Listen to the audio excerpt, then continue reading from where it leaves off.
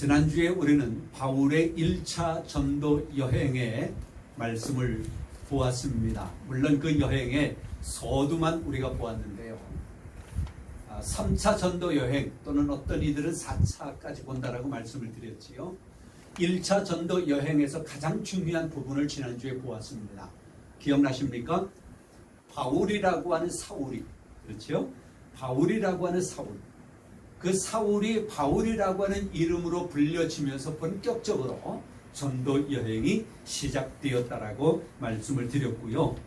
오늘 우리가 본 본문의 말씀은 바울의 2차 전도 여행 가운데 들어있는 내용으로 어쩌면 2차 전도 여행에 많은 사건들이 있었지만 그 가운데 가장 중요한 말씀이 아닌가 저는 그리 생각을 합니다.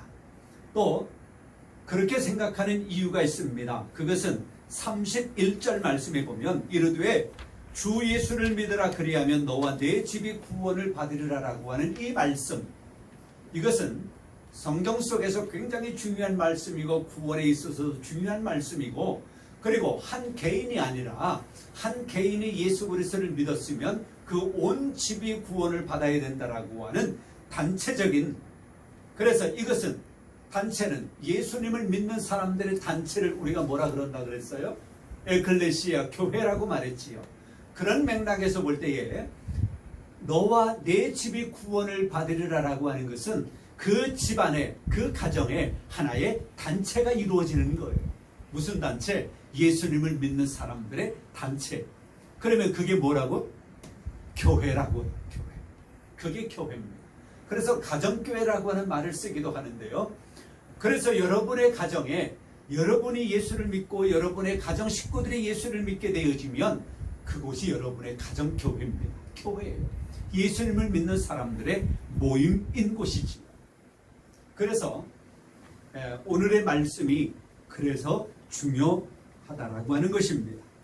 오늘의 말씀의 전체적인 내용은 그렇습니다. 이제 바울과 실라가 전도 여행을 가게 되어지는데 점치는 귀신 들린 그 여종이 있는 곳을 가게 되어졌어요. 그런데 이 점치는 자들은 자기들의 오너가 아니라, 사장이 아니라 자기들은 점을 치고 그리고 자기를 고용한 사람들이 돈을 버는 거예요. 뭐 일당, 월급 뭐 이런 수당은 받겠지요. 그런데 바울과 실라가 그곳에 가가지고는 구원에 대한 이야기를 전하는 거예요. 17절 후반절에 그렇게 말합니다. 구원의 길을 너희에게 전하는 자라. 구원의 길을 전하는 거예요. 그러다 보니까 동네 사람들이 구원을 받게 되어지고, 그리고 그 점치는 귀신 들린 여종에게 예수 그리스도의 이름으로 명하여 그에게 귀신이 나가게 만들어 버렸어요. 그러니 점괘가 나오겠어요? 그러다 보니까 그 점치는 여종을 고용한 사람들은 수입이 없게 된 거예요. 수입이 줄어든 거예요. 그러다 보니까 동네를 관리하는 자들에게 바울과 실라를 고소하게 되어집니다. 무슨 죄로? 동네를 요란하게 만들었다라고 하는 거지요. 무엇으로? 헛된 허망한 이야기를 전함으로 인하여 그리 됐다라고 하는 거예요. 결국은 바울과 실라는 옷도 찢기고 얻어맞고 매를 맞고 결국은 깊은 감옥에 갇히게 되어지는데, 그곳에서 한밤중에 바울과 실라는 하나님 앞에 기도하고 하나님을 찬양하고, 그런데 그 소리를 거기에 있는 그 죄수들이 다 들었다라고 말씀해요. 그리고는 지진이 일어나는데 옥문이 흔들리고 열리고, 그리고 죄수들이 묶인 것들이 다 풀려나고, 결국은 그 감옥을 지키는 간수들이 큰일 났잖아요. 옥문이 다 열리고 죄수들의 이 묶여놓은 것이 다 풀어지니 이 죄수들이 도망갈 것이 뻔하다라고 하는 생각을 가지고는 결국 이 간수는 칼을 빼서 자결하려고 하는 거예요. 그렇지 않아도 죽을 것처럼 생각한 거지요. 그때에 바울과 실라는 그에게 그것을 자결하지 못하게 만들고는 결국 주 예수를 믿어라 그리하면 너와 네 집이 구원을 받으리라라고 하는 이 말을 하게 되어지는데, 그 전에 보면 이 간수가 먼저 구원에 대한 갈망을 이야기해요. 어떻게 하여야 내가 구원을 받을 수 있겠습니까?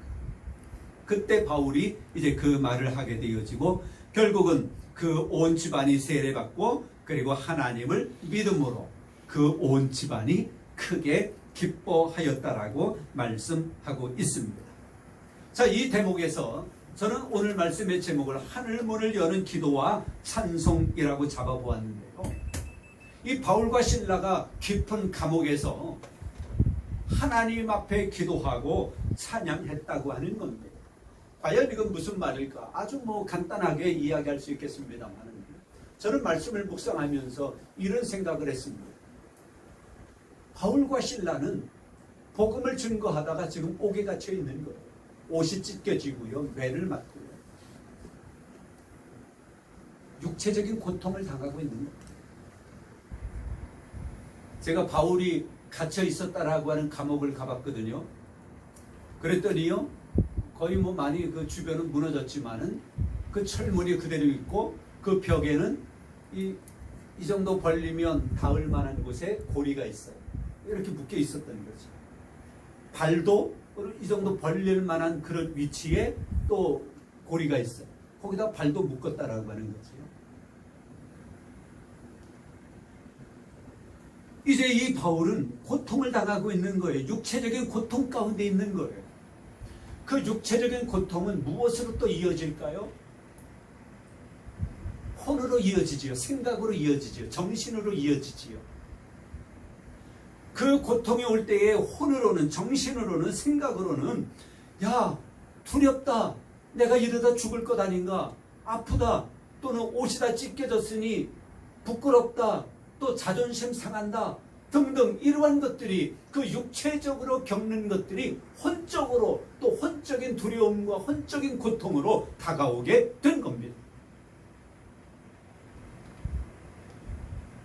그런데 바울과 실라는 하나님을 믿는 자, 예수 그리스도를 믿는 자들로서 그들은 그런 육체적인 고통과 정신적으로, 혼적으로 오는 그런 두려움 가운데 그냥 머물러 있지 아니하고, 그 안에 누가 있습니까?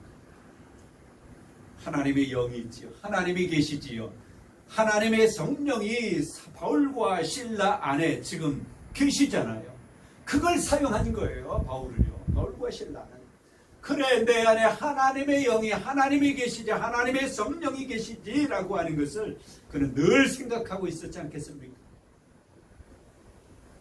결국 그 밖으로 표현되어지는 하나의, 그 안에 하나님이 살아계신다고 하는, 그가 하나님을 믿는 하나님의 성령 안에 있는 사람이라고 하는 것을 밖으로 표현해낸 것이 무엇입니까? 기도하고 찬송하는 것. 기도하고 찬송하는 거였어요. 이거는 영적인 작업입니다. 하나님을 찬송하고 하나님께 기도하는 것, 영적인 작업이에요. 그래서 이 기도와 찬송은 그리스도인의 삶의 본질이 되어져야 하고요. 기도와 찬송은 교회의, 믿음의 공동체의 본질이, 생활의 본질이 되어져야 하는 것입니다. 그래서 기도와 찬송으로 무장된 그리스도인들은 영을 사용하기 때문에 그 영은 혼을 관리하고 육체를 관리하는 거예요. 그렇죠? 그렇기 때문에 기도와 찬송으로 무장된 하나님의 백성들은 육체적으로 어떤 고통을 겪고, 혼적으로, 정신적으로 어떤 두려움과 어떤 그런 고통 가운데 빠져 있다 하더라도 그는 영이 살아있기 때문에, 영이 하나님과 함께 하기 때문에 그는 결국 승리하는 삶을 살아가게 되는 것입니다. 육체가 혼을 주관한다면 바울은 어떻게 됐을까요? 아이고, 나는 죽을, 고통스러워. 혼이, 에이, 끝내버리지 뭐. 에이, 그냥 죽을 그냥 묶여있지. 그 육체가 혼을 주관한다면 아마 그렇게 되는 거예요. 무엇인가를 하려고 하다가 진취적으로 더 열심을 내지 못하고 포기하는 사람들이 있지요. 이건 육체가 혼을 주관하는 거예요. 혼이 영을 주관해서도 안 되는 거지요. 영이 혼을 주관하고 영이 육체를 주관해야 되는데 바울과 실라는 지금 그렇게 기도와 찬송을 그렇게 사용하고 있습니다. 그럴 때 하나님의 역사가 그곳에 임하게 되어지는데요. 오늘 우리가 읽진 않았습니다만 16절부터 기록된 말씀들을 보면 많은 역사들이 일어났어요. 점치는 귀신 들린 여종이 귀신이 떠나갔지요. 바울과 실라가 기도하고 찬송할 때에 큰 지진이 일어나고 옥문이 열리고 묶여진 것이 벗겨지고요. 그 다음에 간수와 온 집안이 하나님을 믿게 되어졌고 이런 일들이 사건들이 일어났습니다. 이러한 모든 일들은 하나님께서 필요로 하는 사람들이 그 필요에 따라 살아갈 때에 하나님이 강권적으로 주권적으로 역사하시는 거예요. 하나님은 우리가 하지 않아도 하나님이 하시려고 하시면 어떤 역사를 일으킬 수 있으시는 그런 능력의 하나님이셔요. 그런데 하나님은 지금 하나님의 백성들이 살아있는 이 시대에 하나님은 하나님이 필요로 하는 사람을 사용하신다고 하는 것입니다. 지금은 저를 사용하셔서 하나님의 말씀을 선포하고 계시는 거예요. 인간 사람을 통하여 하나님의 말씀이 선포되어지지만 하나님께서 여러분에게 하나님의 말씀을 저를 통하여 선포하고 계신 것입니다. 하나님이 필요로 하실 때에 하나님은 그 사람을 통하여 역사하시는 거예요. 바울과 실라를 통하여 이러한 역사를 지금 계속 일으켜 왔습니다. 오늘날 우리 하나님은 우리를 필요로 하고 계십니다. 17절에 앞에 17절에 16장 17절에 구원의 길을 전하는 자라고 하는 것이 있습니다. 후반절에 맨 끝에 구원의 길을 너희에게 전하는 자, 하나님의 필요에 의하여 움직여지는 자, 그 사람 바울과 사울 그가 있었기 때문에 이러한 역사가 일어나게 되어지고 간수와 그의 집안이 예수 그리스도를 믿고 하나님을 믿게 되는 놀라운 역사가 일어났다고 하는 것입니다. 여러분, 우리 모두가 하나님께 필요로 하는, 하나님께서 필요로 하는 사람으로 하나님께 사용되어지기를 원합니다. 그리하면 하나님께서 우리를 통하여 이루시기를 원하시는 놀라운 일들이 우리의 현장에서 일어나게 되어질 줄 믿습니다. 기도와 찬송은 하나님 앞에 생활로 우리의 안에 있는 하나님을 드러낼 수 있는 하나의 본질 표현이라고 하는 것 우리가 기억하시고요. 하나님 앞에 합당한 그런 신앙의 삶으로 승리하는 여러분들 되시기를 주님의 이름으로 축복합니다. 아멘. 성부와 성자와 성령의 이름으로 여러분 모두를 축복합니다.